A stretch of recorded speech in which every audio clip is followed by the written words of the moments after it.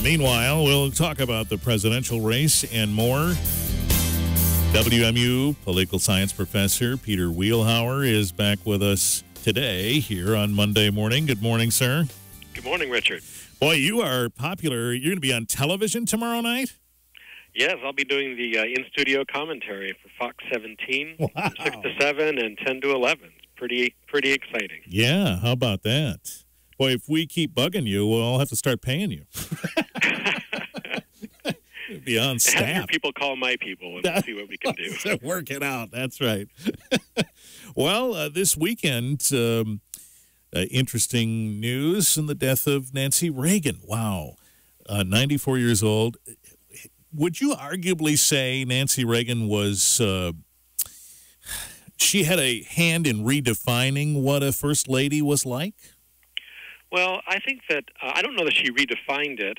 In looking back on her tenure as First Lady and in her years following that, especially as she was dealing with former President Reagan's Alzheimer's disease, we do kind of generate this idea that she brought an era of dignity and class and kind of a high level to what it means to be a First Lady. But I think it's important for us to recall that traditionally that's been what First Ladies have been about, is kind of being quiet behind the scenes, but also being somebody that the nation can look up to. That's why First Ladies almost always have higher approval ratings than their husbands do. But it's also important for us to remember that in her time, during the Reagan administration, she was a pretty polarizing and controversial figure. Why? Well, it was perceived that she was really kind of freely spending the government's money on things like extra sets of china, on fashion designs, even though, as it turns out, a lot of those things were privately funded and that she was using her own money. There was controversy over her the way that she appeared to be not much of a spendthrift, but also somebody who was really into astrology and using astrologers to try to influence President Reagan. So it was a fairly controversial time, even though she took on a really important issue in terms of drug legalization and getting kids to try to get off to say no to drugs. Mm-hmm. The impression is that she was influential behind the scenes, maybe more than a first lady had been up to that point. However, I think, as you say, the first lady traditionally had been someone who stays behind the scenes and had not necessarily been active in the way things happen in the West Wing, and she seemed to be. Is that fair? Well, it's hard to gauge, of course, in any marriage what the influence is between a husband and a wife. I suspect that most presidents have respected their wives' opinions. It just seemed that Nancy Reagan's machinations were a little bit more exposed. Certainly some of the Reagan administration tell-all books certainly portrayed her as being somebody who was really kind of being manipulative behind the scenes. In particular, when we think about the ouster of Chief of Staff Donald Reagan, in the mid-'80s. I mean, certainly she seems to have been behind that and perhaps tried to step up her role behind the scenes in a more public way than we had previously seen. Mm-hmm. Yeah, I was listening to Leslie Stahl talk about covering the Reagans, and it might have been the first time I'd heard somebody say that it was Nancy who suggested that maybe Ronnie ought to try and turn up the warmth toward the Soviet Union. Well, it's hard to say that as well. I'm not so sure how she came to that conclusion. But we know from the mid-'60s that Ronald Reagan was a visceral anti-communist. Mm-hmm, so it would not have. It's not out of character to see him being the ideological position that the Soviet Union had to go down, that it was an evil empire. I mean, there's no question that was a long-held belief that he had. Right. Well, and the other clip that we've seen played a lot is the media opportunity where the President Reagan, was being questioned by the media, and he paused before giving an answer, and she fed him the answer. The question was asked, and he paused, and she had her head sort of tilted down, and she said, "We're doing the best we can." And he said, "We're doing the best we can." And some have read into that she was helping him at a time when maybe the memory loss had started. Not so sure, but you don't see first ladies giving answers to their husbands that much. Well, I think I can't remember exactly the time frame in which that took place. Yeah. But again, if it's toward the end of his administration and he was starting to have memory problems, it's entirely plausible. I mean, but that's not unprecedented.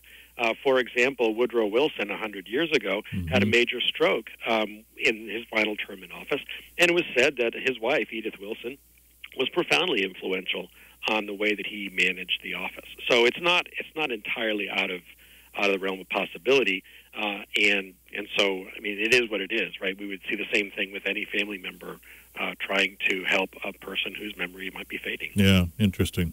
We're talking with Professor Peter Wielhouwer. We'll talk about the presidential race here coming up in just a moment.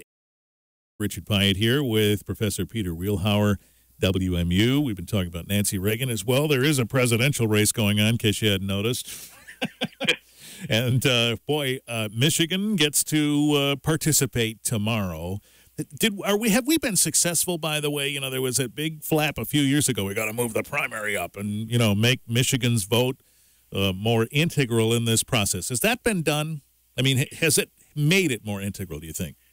I think so. I mean, obviously the big show was on Super Tuesday, but when we started looking at what happens after last Tuesday, Michigan, because there are a large number of delegates at stake in both parties, it's pretty influential. And we're seeing, for example, Bernie Sanders here in Kalamazoo today. We're getting several more candidate visits over this past week or so. So I think that it has played a role in terms of attracting more attention to Michigan. It's going to be really interesting, especially since we do have a level of competition, especially on the Republican side, that maybe doesn't mirror the overall dominance of that we see in other states, of Donald Trump in other states. You know, I couldn't help but wonder, do you think Bernie Sanders is choosing Kalamazoo because Kalamazoo has been in the national headlines recently?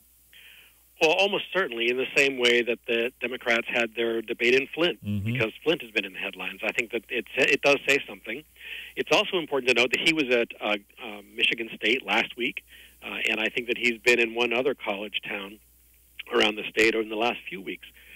When we look at the polling that's been done, the best available polling for which we have kind of more detailed numbers than just the top line about how much support is with each candidate, it's clear that Bernie Sanders' support in Michigan is most strong among the college-age cohort. So it makes sense that he would try to focus on communities where that's a very strong contingent, where there's likely to be relatively high voter turnout, as he tries to make his best case among the Democrat primary voters. Point well taken. I think I saw him yesterday with Stephanopoulos talking, and Stephanopoulos was pushing him on the numbers here, saying, listen, you're going to have to really kick it out here in all of these caucuses and primaries to win the nomination. It doesn't seem possible, and he's sticking to his story. I mean, what do you think about that? Well, when we look at the pledged delegates, that is the delegates who are elected by the primary or the caucus results, it's actually a fairly close race. And the latest New York Times estimate from this morning has Hillary Clinton at 671 and Bernie Sanders at 476. The difference there, of course, is in the superdelegates, those unelected party elites within the Democratic Party who overwhelmingly have pre-committed to Hillary Clinton. So there are two ways of thinking about this. One way is that Bernie Sanders really does believe that he still has a shot to perhaps deny Hillary Clinton a majority of the pledged delegates heading into the convention. The other is really just that he's there for an ideological reason, and he's staying in the race to make sure that Hillary Clinton's narrative of her own life and her own policy doesn't go unchallenged, and so that he can encourage her to tack left in terms of really trying to address concerns that are closest to his heart in terms of income inequality. We're talking with Professor Peter Wielhouwer in a moment. So we'll talk about the Republican side of things. That's coming up in just a second. WBCK, Professor Peter Wielhouwer, WMU PoliSci Department, back with us once again today. So the Republican side, man, I can't recall, certainly in my lifetime, a situation in which you have a candidate who's been out front, and yet some of the members of his own party are trying to undermine him. Well, it has been pretty remarkable to see the extent over the last week and a half or so that people in the Republican side, especially the Republican establishment, or kind of if you think about the party elites within the Republicans, they are really gunning for Donald Trump. And the ironic thing is that the more that they gun for him, the more Trump's supporters seem to solidify in their support behind their candidate. It doesn't seem to be earning him much more support than he already has, but it does seem to kind of make the people who are supporting Trump more resolved that the narrative, the story that's being told that he's against the party elites is in fact true, and that doesn't hurt him at all. Somebody said to me last week, this is an indicator that the two-party system will soon be done. You think that's true? I don't. I think that the system of representation that we have, and I tell this to my students repeatedly, that the single-member district system by which we elect members of Congress and use predominantly in the Electoral College, and the plurality rule for winning elections that we use in nearly every election virtually guarantees that the two-party system itself is going to remain stable. This is true in democracies around the world. So unless we change those two fundamental rules, we'll continue to have a two-party system. Will the coalitions of the two parties remain the same? I think that we've seen some dynamic change in that over the last 30 years or so. The Republicans certainly are in a time of self-reflection and disarray at this point in history, but I don't think that they're going anywhere anytime soon. If now the potential for Trump to leave the Republican Party, he said, was not great. He said at one point, "I'm not going to leave and become an independent in order to remain in the race." But if they keep chipping away at him, the party elites to whom you refer, you think there's a good chance he'd do that? Well, let's be clear. The polling results and the caucus results do not suggest that the party elites, the establishment, are in fact chipping away at Donald Trump. Okay. What we're seeing is that as the other candidates have dropped off, some support goes to Trump and some support goes to the other candidates. It's not clear at all that the establishment is having the kind of effect that they would have hoped. What they may do, in fact, though, is help to consolidate support behind one of the other candidates. Especially, it seems to be benefiting Ted Cruz at the expense of Marco Rubio, which is really interesting since Marco Rubio is kind of the establishment favorite, and Ted Cruz is kind of the establishment, anti-establishment, if you want to put it that way. We presume that after tomorrow, we'll see more of them drop out, right? It's unclear. Certainly at some point in time, these candidates are going to drop out. Cruz and Trump have both called for Kasich and Rubio to drop out. I think that you'll probably see John Kasich drop out after Ohio. I think Marco Rubio is going to stick it out until Florida. If he does poorly in Florida, I suspect that he'll drop out at that point in time. Okay. Well, and after the weekend, it has been noted, by the media at least, that it's Trump and Cruz and the rest of them are really ineffective. Yeah, they just are not getting the kind of votes that they need to continue to have an impact. And in fact, for example, here in Michigan, the delegates will be divided up among the top two vote getters, or among the candidates who get 15% or more of the popular vote within the Republican primary. So in order to gain any delegates, Kasich and Rubio have to get at least 15%. Kasich might get that. It's unclear whether Rubio is going to be able to hit that threshold. But really, you're going to be dividing up those candidates between Trump and Cruz, those delegates between Trump and Cruz. The big exception would be if Donald Trump somehow pulls out a majority of the primary vote, then he gets all of Michigan's elected delegates. So tomorrow, you think any big surprises, or we're going Clinton and Trump tomorrow?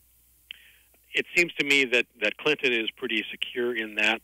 The question will be, to what extent can Bernie Sanders increase his vote there in terms of expectations? A couple of the latest polls, for example, the Fox 2 Detroit Mitchell poll, came out with pretty high support for Hillary Clinton, but they're only surveying landlines, so it probably overstates her support and understates his support. It's unclear what the effect would be for the Republicans.